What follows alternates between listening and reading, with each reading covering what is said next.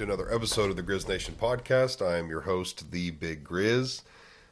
Today we've got a solo episode, and before we begin, let me give a shout out to my sponsor, Hell the Sun, and his pre-workout. Guys, go click the link in the description and use code GRIZZ at checkout. Give it a try. Today's episode, we're going to focus on my fitness journey. It's been about 4 months since I've been going to the gym, and we're just going to kind of dive into some of the progress I've made and changes as far as, well, mostly positive, I would say. So let me start by saying I'm not an expert. I've done very little research online. I've done most of it by asking people who I consider to kind of know what they're talking about.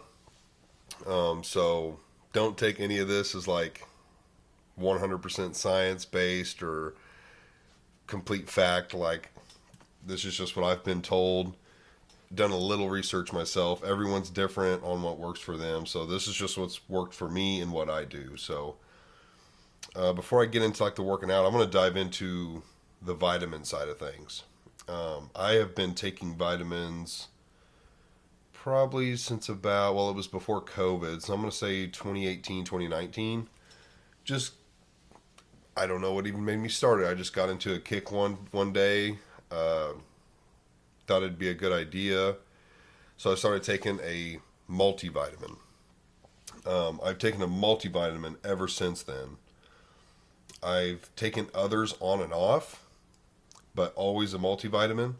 I also struggle with acid reflux real bad, and in the past I used to drink aloe vera juices.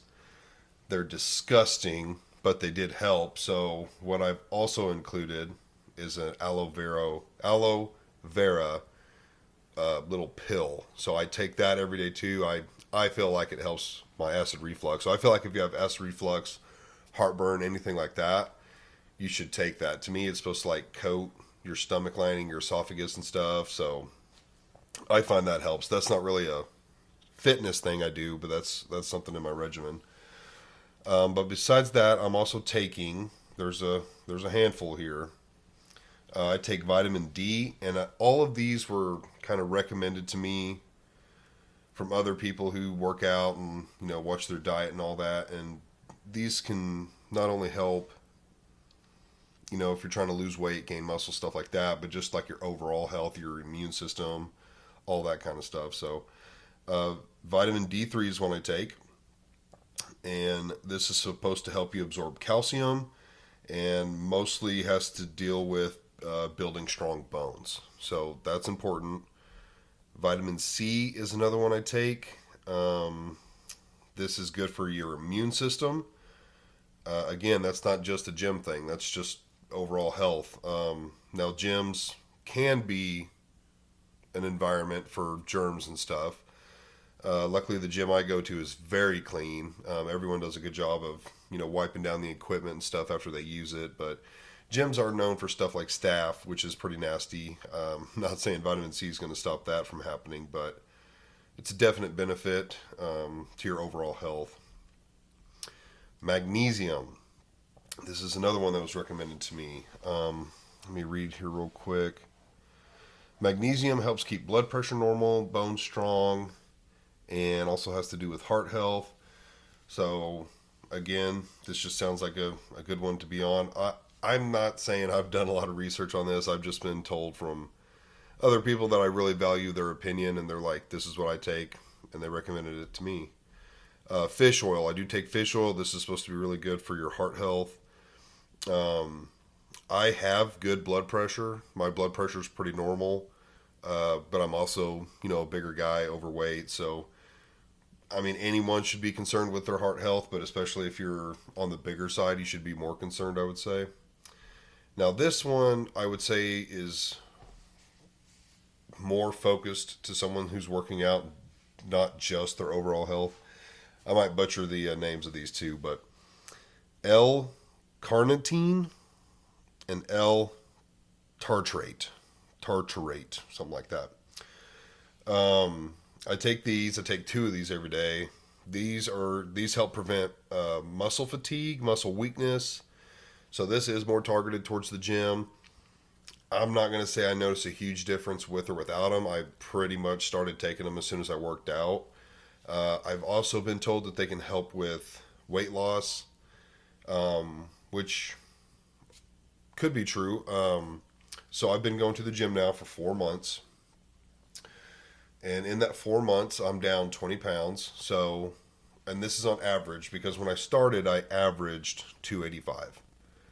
On a good day, I would be closer to 280. On a bad day, I'd be closer to 290. The highest number I think I've ever seen on the scale was mid to upper 290s. And that was like one time, like a week later, I was back down to like 285. So I averaged 285. Right now, over the past like 5 days, I've been in between 268 and like 265. So on average, I've lost about 20 pounds. And I don't know what I wish I would have done at the beginning of my journey was do the body scan. There's certain places like I don't know if GNC still exists, but like 5 Star Nutrition in Joplin has one where you can get a full body scan and it gives you like your fat density, your bone density, muscle mass. It does a whole bunch of other things, but what would have been nice is had I started with that scan, I could now see like if I went to get scanned again, I could see, oh, I've lost this percentage of fat, I've gained this percentage of muscle. So although I've lost 20 pounds, I'm guessing I've probably lost anywhere from 22 to 24 pounds of fat, and I've probably gained 2 to 4 pounds of muscle. I could be wrong. From certain things I've seen, if you're really working out hard, dieting right, doing all that stuff, you can gain like maybe 10 pounds of muscle a year. I want to say that was natural. I could be wrong, but I'm also assuming it's easier for a beginner to lose more fat, gain more muscle. Once you've worked out for a certain period, I think things kind of start to stall. But I would say I'm somewhere around there. I've lost a little bit over 20 pounds of fat, gained a couple pounds of muscle. And I can personally see it. I did take measurements before. I don't remember what they are off the top of my head. I haven't remeasured myself, but like my biceps, my chest, my quads, my waist. I know for sure just by looking at my body, my shoulders, my traps, my arms are more defined. My stomach, I can definitely tell is slimmer. It's more, there's not so much hangover the jeans anymore. It's pretty much in line with the jeans, maybe just a little lower. Like I can definitely tell I've lost some weight around the stomach area. Also, my jeans, like every belt I have is on the last hole. And even then, they're like not even really tight. Today I wore a pair of jeans and I had to keep pulling them up all day because I forgot my belt. So I can definitely tell I've lost some weight. The biggest thing that was kind of a surprise for me, because in the 4 months I've been going to the gym, I've probably missed 4 days. So yeah, I would say I'm averaging about once a month we miss, whether that's sickness or oversleeping. Most of them, actually, I think all of them but one have been oversleeping, and then the other one, I had the day off. Oh, I take that back. There was another one. We were off for vacation and just didn't go. So I still think it's been about 4. Now 3 of those days I still had work, and I noticed when I got to work, especially the first time, it was like my day just wasn't good.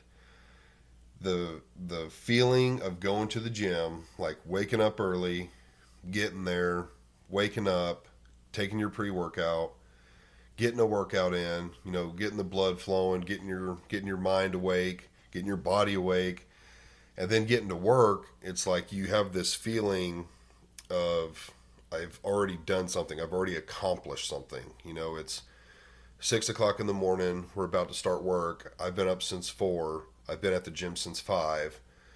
Work out to about 5:40, change, go to work, and you just have this feeling of like self accomplishment. And I've noticed when we didn't go to the gym, I didn't have that feeling. And you get to work and it's like, oh, you're still kind of waking up. And I didn't take my pre workout because I just wasn't think because I was rushing to get to work and not working out. Which I mean, you don't have to work out to take it. It's good for things like that. Like if you're kind of tired or not a morning person, but it just I've noticed mentally it's had an effect on me. So if I don't go, it's like, oh, it's a bad feeling. And I definitely am glad we work out before work. A lot of people are after work workout kind of people. They don't want to wake up early, which is understandable. The benefits to me of doing it in the morning, you have it done early, so there's less chance of you saying, "Oh, I'm tired." Maybe it's I got to run by the store, or I need to get home to see my wife and kids. Um, Whatever those reasons could be, if you just do it in the morning while everyone's sleeping, it's done. Now, obviously, you do sacrifice some sleep. I personally, that's what I do. I sacrifice sleep. I don't go to bed any earlier. I just get 1 hour less of sleep. Sleep is very important, though. I still aim to get, let's see, about 6 hours, which six for me, I can function. 5, I'm going to be tired. 4, I'm going to be probably worthless. I don't or like ever get 4. So 5 hours, I'm going to be tired. 6 hours, I can function. 7 is probably best for me. 8 or more, like I can't even sleep 8 hours anymore.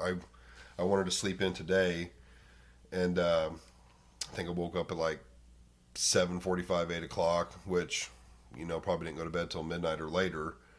So it was like got 7, 8 hours and was just wide awake. And here I am. I have the day off, and I'm like, oh, I want to sleep in, rest up. Can't do it. So about 6 is normal for me. Now I know some people who I work out with a guy. He gets up at 3, does cardio for an hour, and then gets to the gym, works out for like 2 hours, and he goes to bed at 7 at night. Like he wants his full 8 hours. I personally just can't do that. I don't know. I like to. I'm more of a night owl. I function great as a morning person and fake it, but I am a night owl. But for me, I know I wouldn't want to go after work. Like when work's done, it's time to either run a couple errands, do if anything needs to be done, or I want to go straight home, see my wife and kids, shower, get dinner ready, get ready for the next day, rest up, and then go to bed. But to each their own. Whatever works for you, whatever's going to get you going to the gym.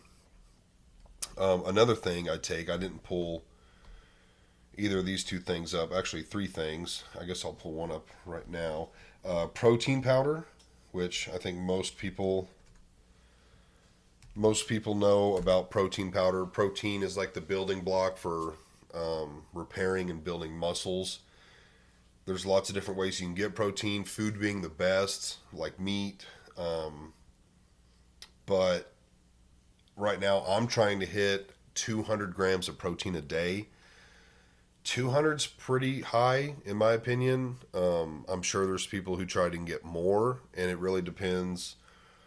It depends on your diet and your budget. I would say protein shakes are not the best way to do it. That is honestly how I do it, though. It's the most cost efficient and the easiest. Um, so I mean, it's better than nothing in my opinion. But I do drink. I try to drink at least 2 a day. If I'm really trying to hit that 3 or that 200 grams, then I definitely need to be eating or drinking 3 a day, because 3 is 90 grams right there without any food or anything. So that's pretty good. But there's all kinds of protein supplements you can get, brands. Personally, the brand I use right now is off of Amazon. It's called NutriCost. It's pretty affordable. The flavors are good. They have quite a few flavors, and not a sponsor or anything, but that's one that I use. I use them for a few things. I'm trying to look up this BCAA. It's branched chain amino acids. My computer is not cooperating right now. Here we go. BCAA uses. Okay. They stimulate the building of protein in muscle and possibly reduce muscle breakdown. So again, this is just another thing I take with my protein. So let's say I have 3 protein shakes a day. 2 of them are just going to be straight protein. That would be the one I have with lunch and dinner. Now, my first protein shake, which is the one I'm going to drink right after my workout, is going to have these branched chain amino acids in them. I believe there are different kinds of these amino acids. Again, I don't know everything, but that was something that was recommended to me to take. So I take that only with my first protein shake. Another one that pretty much everyone takes is creatine. Creatine, if you're someone that is taking any kind of supplements, like you're not just working out and doing nothing, you're more than likely taking protein powder and creatine. Let's see what I can see here about it. It does say it's mostly found in your body's muscles as well as in the brain. Most people get creatine through seafood and red meat. I think creatine is something that, yeah, like you already make, but adding more is just better. So let's see. It supplies energy to your muscles and may also promote brain health. Many people take creatine supplements to increase strength, performance, and keep their mind sharp. I have heard it does have some good effects on brain health as well. But yeah, creatine is another big one. Like if there's 2 things you should be taking, it's probably protein and creatine. But there are so many different things out there that you could take. My best answer would be talk with someone that knows what they're talking about. Find someone at the gym or maybe even like a nutritionist. Do your own research online because there's so many things you could take. I know I it might seem like I take a lot to some people. It might seem like I don't take very much to some people. So everyone's different, and there's different brands, different price points. Some are powder, some are gummies, some are liquid. I would say as far as protein, your best choice is going to be through food, if possible. Obviously, we're getting some kind of protein throughout the day, but if you were like on a carnivore diet, I mean, you're going to get a ton of protein. But so typically what my workout routine looks like. So when I wake up, I take all of my vitamins with my pre-workout. And then on the way to the gym, I have a Powerade. I was drinking Body Armor because I do like I'm not a huge water guy unless I'm thirsty and hot, like been working or something. But to me, in the morning, you're kind of dehydrated. You need liquid. So my mindset is like get something with electrolytes in it. I switched to Powerade because Powerade has less calories than Body Armor. So I have like I think it's a 12 or 16 ounce Powerade and a 20 gram protein bar, which I get those at Sam's Club. Really love them. They taste good. They're the best price that I have found. But yeah, I have that and the protein bar on the way to the gym.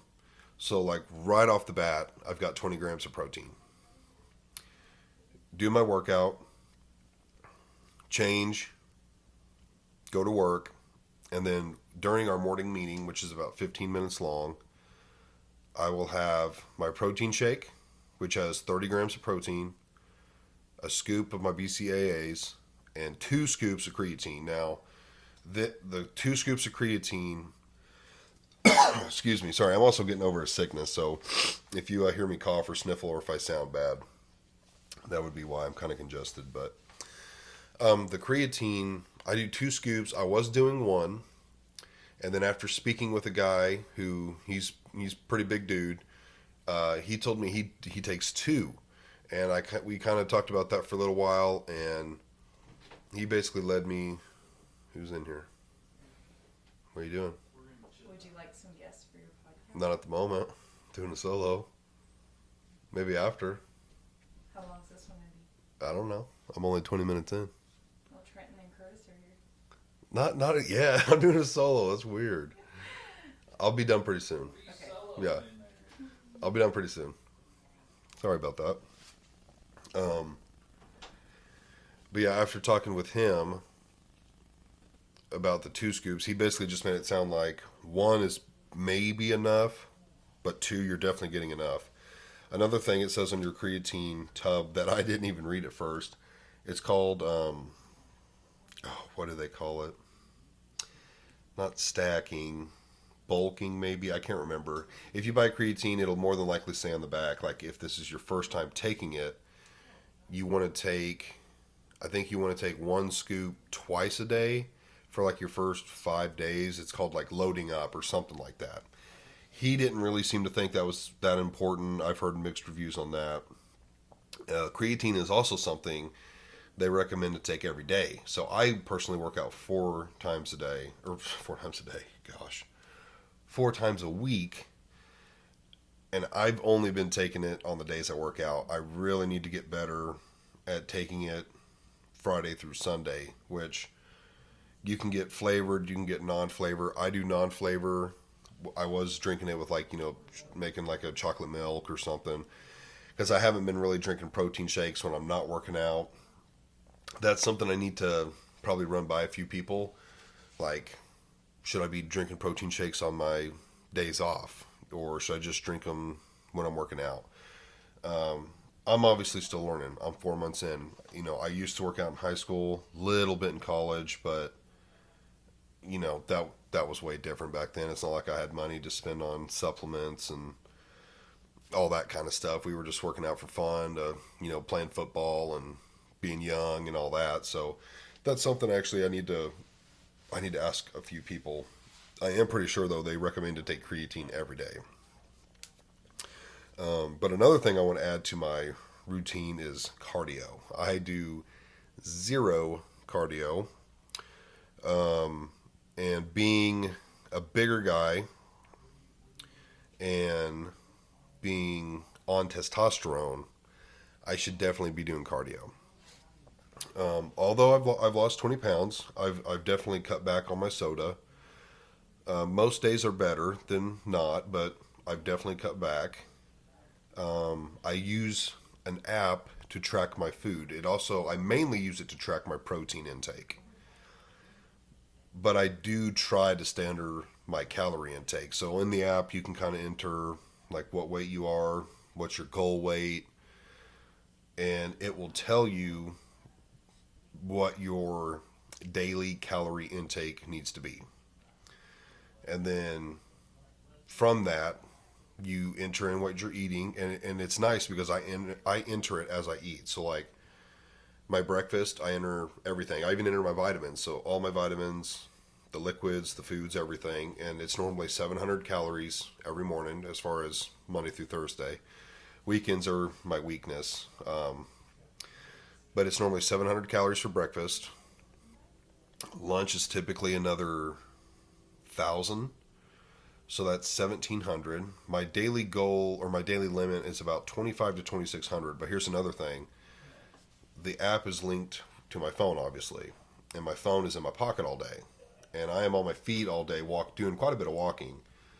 So it takes the steps walked and how many calories you burn, and adds that to your daily total. So if you're allowed 2,600 calories, and you've burned 300 throughout the day walking, you can technically eat 2,900 calories and stay under your calorie limit because you have burned said calories. Now, you can also enter in your exercises on this app, It doesn't take into consideration strength training, which really sucks. I don't know how hard that would be to calculate, like how many calories you burned while lifting weights, but you can enter cardio. So if you know, ran on the treadmill for 30 minutes or did the stair climber for 45 minutes or whatever, you could put that in. It'll calculate, oh, you burn this many calories, so now you're allowed this many calories to eat. But I do try and stay under that. My end goal is to lose fat and build muscle, which is like they always say that's like the hardest thing you can do. It's really easy to do one or the other, because if your goal is to just lose a bunch of weight, then you just really need to restrict your diet, throw in some cardio, maybe a little bit of strength training, and the weight will fall off. If you want to bulk up and gain muscle, you don't have to be as restrictive on your diet. You actually want to eat more. Now, you don't want to just eat more junk food. You do want to eat more clean food, but you want to eat more. In order to build mass, you need to intake more. That's why you see guys like Ronnie Coleman, Jay Cutler, these famous iconic bodybuilders. They're eating, 8 to 12 times a day. They're waking up, every 2 or 3 hours in the middle of the night to, have a snack or a meal. Actually, yeah, they're having meals. Because in order to get that big and sustain that body type, you have to feed it. You have to fuel it. Now, that being said, those guys are also doing, in a day, I'd say at least 2 hours of cardio, because you also can't just eat like that and not gain some fat. Like, your body does use a lot of it for your muscles, but they have to do a crazy amount of cardio as well. So when you're trying to do both, you're kind of walking this fine line, because if 2,600 calories is my limit, I don't want to be eating 1,200 or 1,400 calories a day and not giving my muscles enough fuel to rebuild and grow. I also don't want to be eating 3,500 calories a day and not doing cardio and think, oh, I'm going to lose fat and build muscle. I mean, you're probably going to definitely build some muscle, but you're going to retain or gain fat.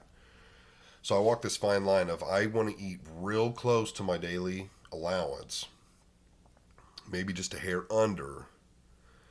That way I know the fat's coming off, but the muscle's also going up.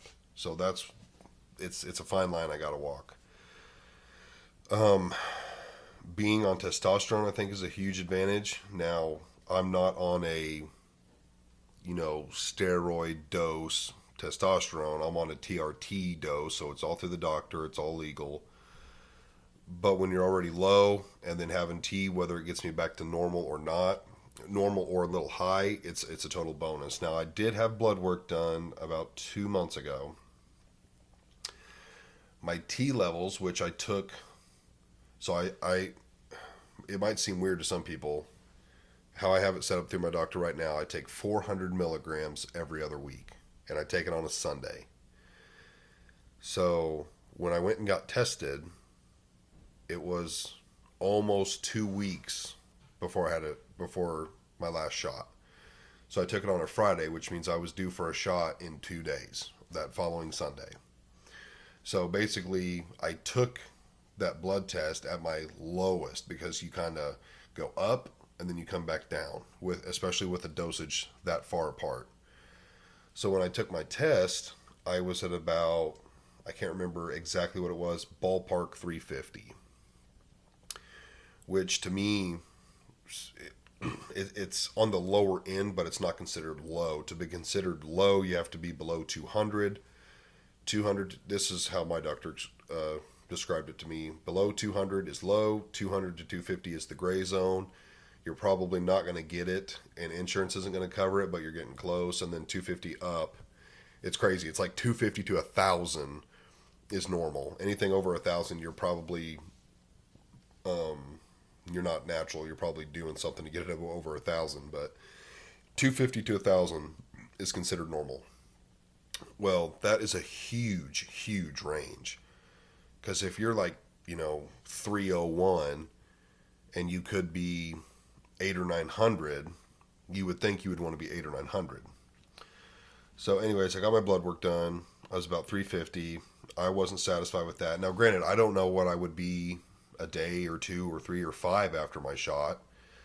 I didn't want to test that quickly after my shot because I wanted to see how low does it get in between shots. So I wasn't satisfied with that. I wanted to do more. I wanted my number to be much higher for multiple reasons. I feel I feel good, which is basically why it was like we're not going to really change anything. It's like we don't treat the number, we treat the symptoms, and if you feel good, then you feel good. We don't need to give you more. I didn't like that answer. Love my doctor. He's also a chiropractor, which is amazing. So every time I go for anything, I just get adjusted.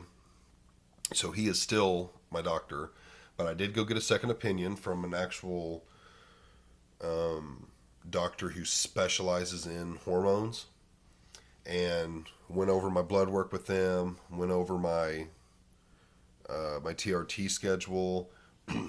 Excuse me. And to them, that was not normal. 400 milligrams every other week is not normal. They like to see a smaller dosage more often. So I haven't started that yet with them, but when I switch to that, we're going to go to 80 milligrams twice a week. We're going to give that a little run, see how I feel. I believe they said the most they will go up to is 120 milligrams twice a week. So instead of a big dose every other week, it's a couple of smaller doses, a couple a week. And what that does is it stops you from crashing. So when you take a big dose, your testosterone shoots way up. And then what happens is you start burning through that, and then your natural testosterone levels go back down. So to stop that from going down, to kind of keep you up high and ride that out, you take smaller doses more often. We're also going to change the location of where I give my dose. So right now I have a 22 gauge 1-inch needle, or syringe needle, and I do it in my quads. A lot of people do the quads and the glutes. Another common one is the shoulders. What my new doctor has recommended, what they're starting to see more success, more benefits from, is actually doing it in the stomach. And the reason is, she said, when you put it in your glutes or your quads, especially your quads, a muscle that's really engaged all the time because you're walking all the time, and then like leg days, it's a giant muscle you're working, that what they see is that testosterone oil gets absorbed and burnt very quickly because it's in such a large active muscle.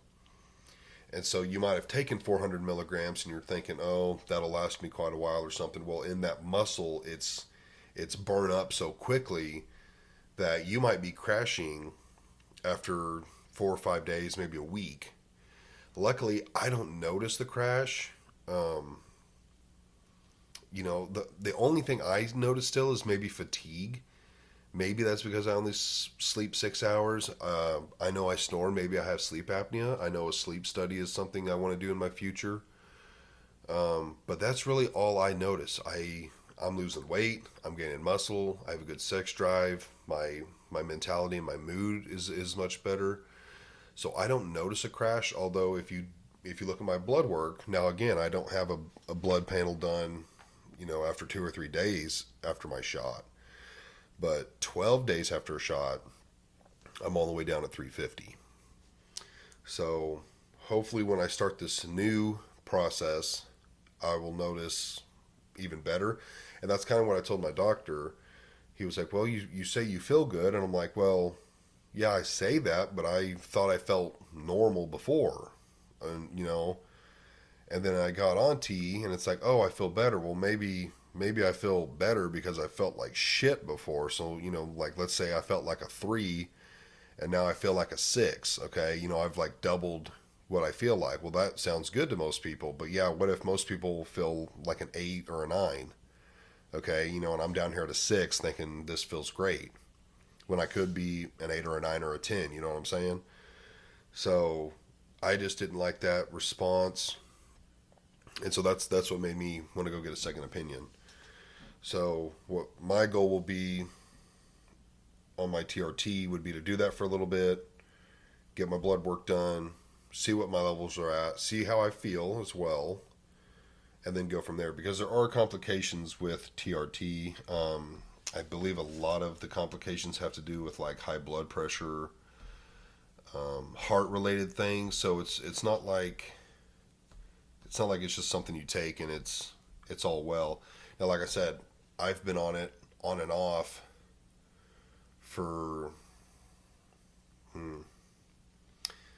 well, I bet I only took it for 6 months the first time, and then I got off of it so we could have kids, and then now I've probably been on it. Man, I bet I've been on it for close to a year now. But I love it, and for me, it's something I'll never get off of. Like once you've been tested and you have low T, and you start testosterone, you pretty much will never get off of it because you will.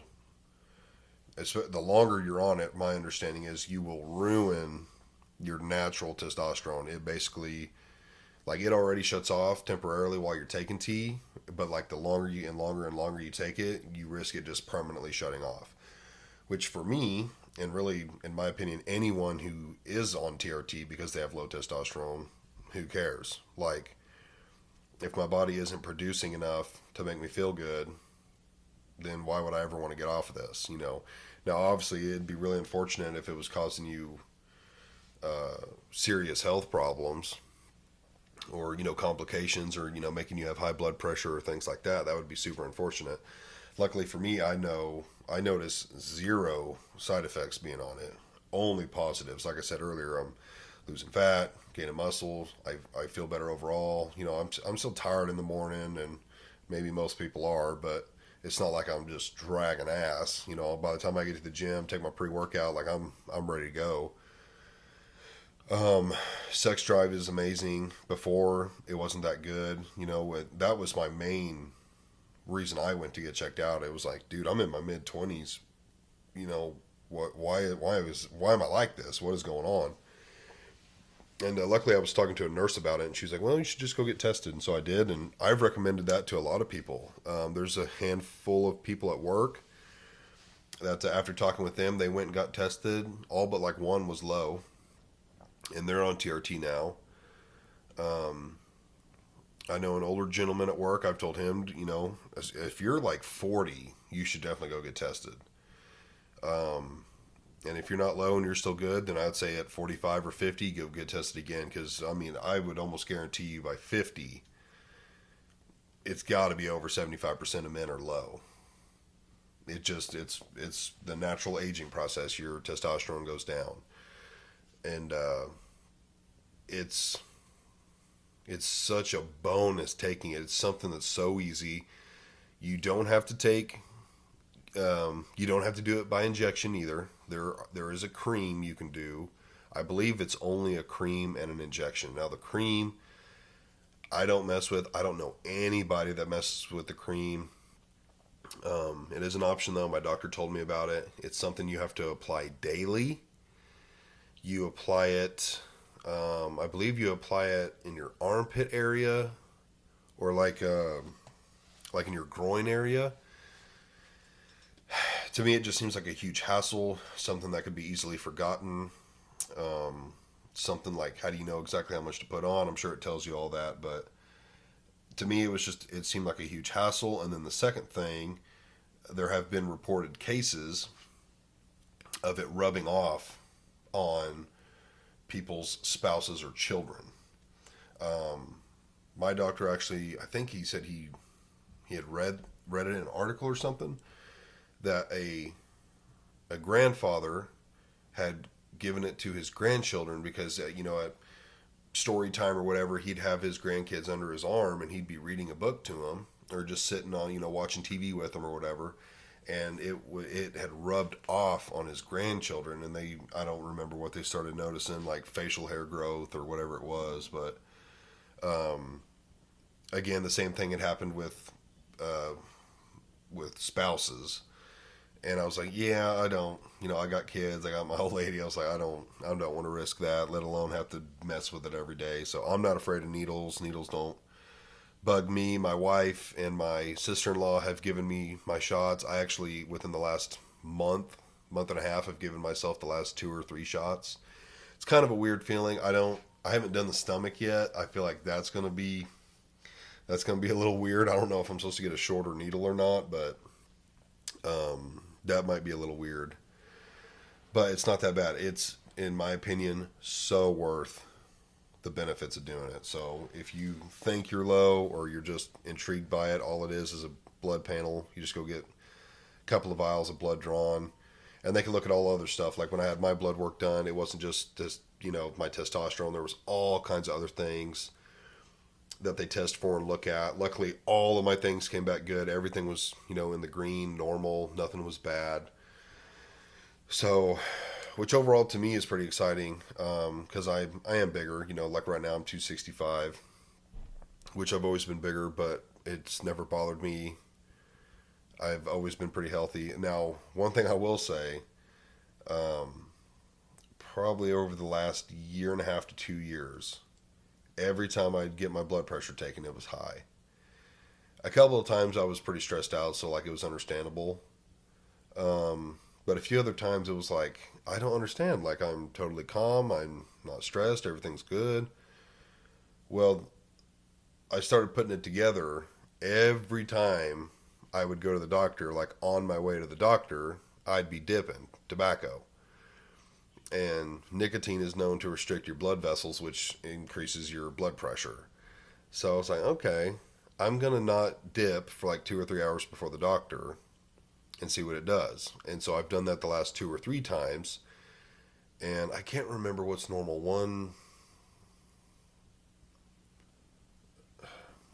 All I remember is my bottom number was 10 above normal. My top number was totally normal. So like, is it 120 over? I can't remember. If it's 120 over 80, mine was like 120 over 90. I don't know if that's totally correct or not, but I know I told my sister-in-law who's a nurse, and yeah, the top number was perfect, and then the bottom was like 10 high. I don't even know what the numbers mean or anything, but overall, like pretty good, especially for someone who weighs 265. You know what I mean? So, but yeah, there's a guy at work who's now going to the gym. Um, he found some stuff out about his health, and he knew that Max and I were working out, so he hit us up and asked us a few questions, and now he's going to the gym, which is cool to see. There's a couple other of the guys there that have been talking about going to the gym, so that's always good. But yeah, cardio is definitely something I want to add to my regimen. I don't even need to go to the gym for that. I live out in the country. It's beautiful out here. I can just go run on the roads. But it's a fact of making that your norm, making it part of your routine. Just like, excuse me, taking vitamins. I never miss a day. It's something I do every single morning. I have a reminder on my phone at 4 a.m. So no matter if I'm getting up at 4 a.m. to go to the gym, or if I'm getting up at, 7 a.m. on a weekend, the reminder is there waiting for me to take my vitamins. I have one of those old people, daily pill things that I fill up every Sunday, put every single vitamin in it, all that. And so it's right there. I just, click a button, open it, dump it, and I've got all my vitamins. So I just need to make, if taking protein every day, even on the days I'm not working out, is good, I need to make that a routine. If drinking 2 or 3 is what I need to do every day, I need to make that a routine. Those are things that you can just simply set reminders on. Have your shakes ready to go. That's what I do every morning. My protein bar is in my hat. I don't leave before I, get in the fridge and get my Powerade. My protein shake with my BCAAs and my creatine is already made in the car, waiting. It's not the liquid's not added, but all the powder's in there.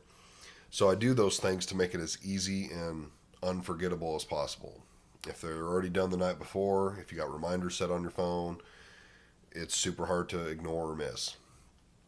Now, maybe that's something I need to do with cardio. Like, if any of you do cardio, like send me some stuff. What do you like to do?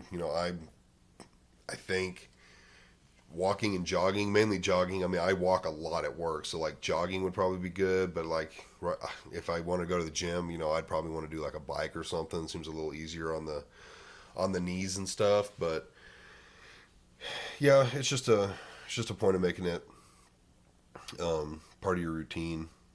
Like I said, sleep is super important. Of course, if you can get like 7 or 8, that's super ideal.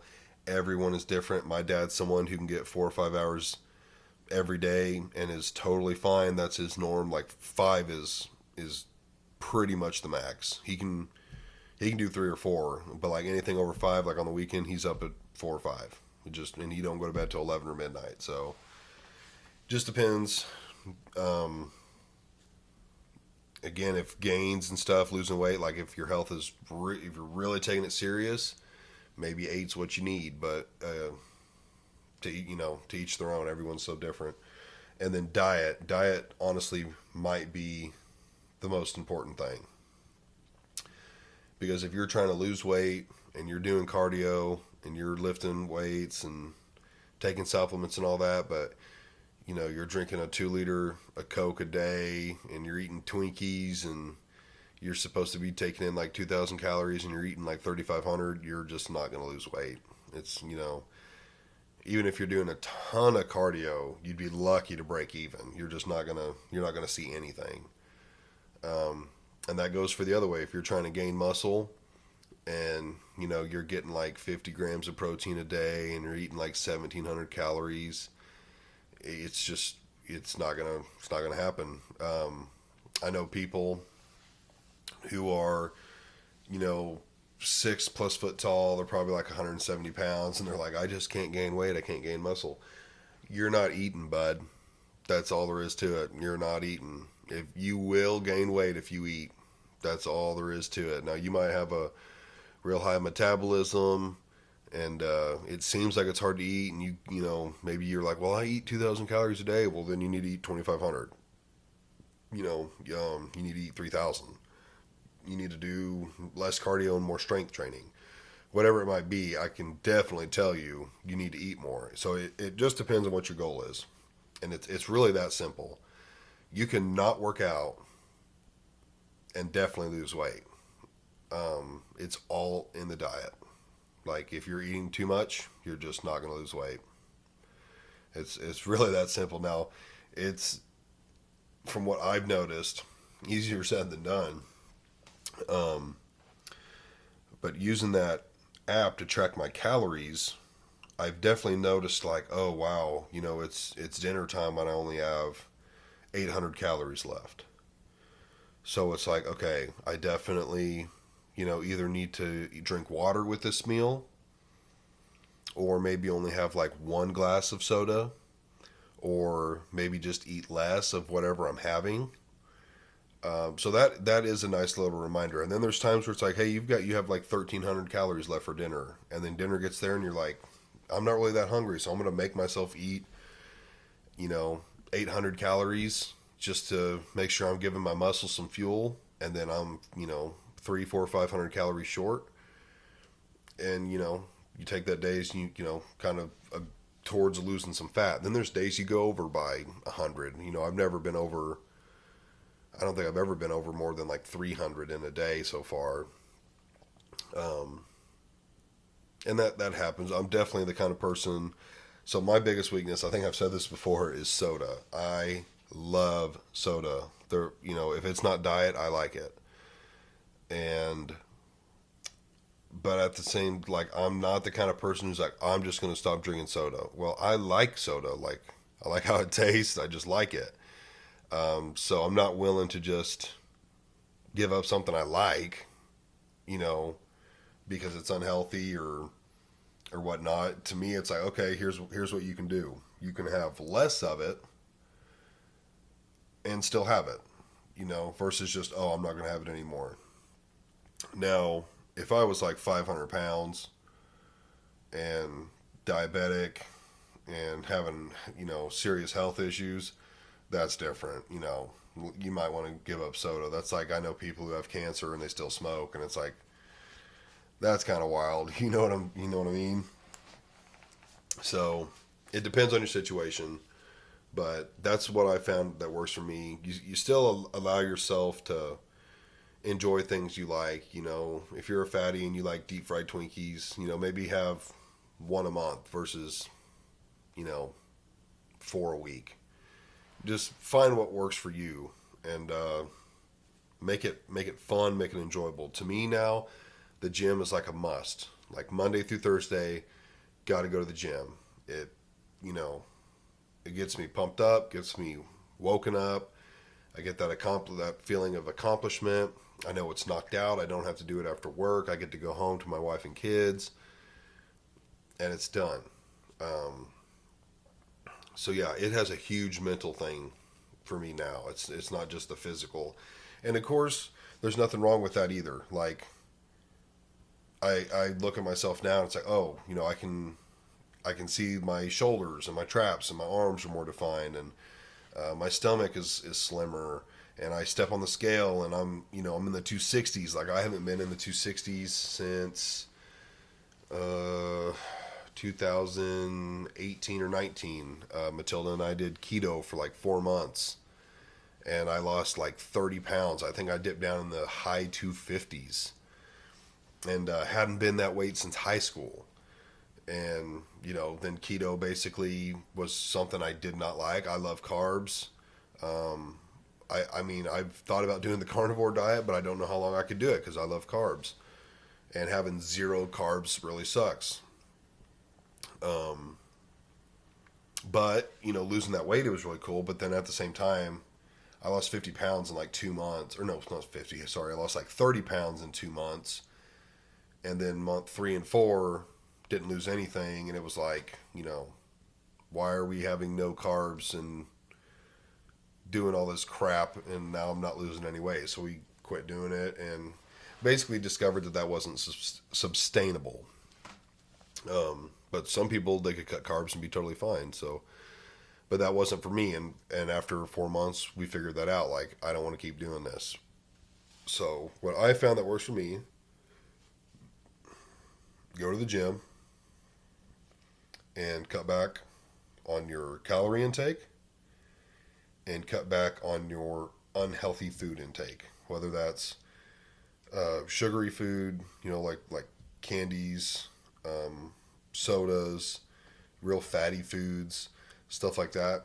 Just cut back on it. You don't have to totally eliminate it because, in my opinion, what ends up happening, um, let's say ice cream is your weakness and you just cut ice cream totally. It might be a week, it might be a month, it might be a couple of months, but eventually you're going to be like, you know what, this is, I hate this. I love ice cream. I want to eat ice cream again. And then you just go on a wild bender and, you gain 10 pounds in a month because you have a tub of ice cream, every 2 or 3 days. And that's not healthy either. So you just got to find what works. And obviously, some people can cold turkey cut stuff, or they need to. People have done it with tobacco. They've done it with alcohol. They've done it with food. Like, it can be done. And like I said earlier, sometimes it needs to be done. If you are in a very unhealthy place, it's obviously in your best interest and for those around you who love you to just completely cut those things. But before you get to that point, try something like this. Start going to the gym, cut back on some stuff, start taking some supplements, go get some blood work done, see where you're at, find a starting point, and then work. Like I said, I've lost 20 pounds, but it's taken 4 months to do that. If I hadn't started working out till today, I would have lost 0 pounds, maybe gained some pounds. But that's just the reason why you should start today. It's never too late to start. So go get you a gym membership, maybe buy you some equipment, do it at your house if you feel more comfortable doing it that way. Don't believe all the things you hear about gyms. I don't know about commercial gyms, but smaller gyms, like everyone's there just to help, everyone's friendly. So find you a place that's friendly, clean, support small local gyms, and just stay healthy. So stay tuned for more updates like this. Maybe every 3 or 4 months I'll do another one and maybe do some like side by side comparisons on the pictures I took before and then how I'm looking now. Do some weight comparisons. I'll take measurements next time. Do some stuff like that. Maybe have Max on for one of these. And yeah, it was fun. So I haven't done a solo in a minute. So hopefully it turned out good. Hopefully I don't sound too bad. I feel like I sound kind of nasally. But as always, guys, thanks for watching. You can follow me on Facebook and Instagram. Give me a like and share and subscribe and all that stuff on YouTube and Spotify. And shout out to the sponsor, Hell the Sun. Thank you, Max, for sponsoring this podcast. Guys, peace.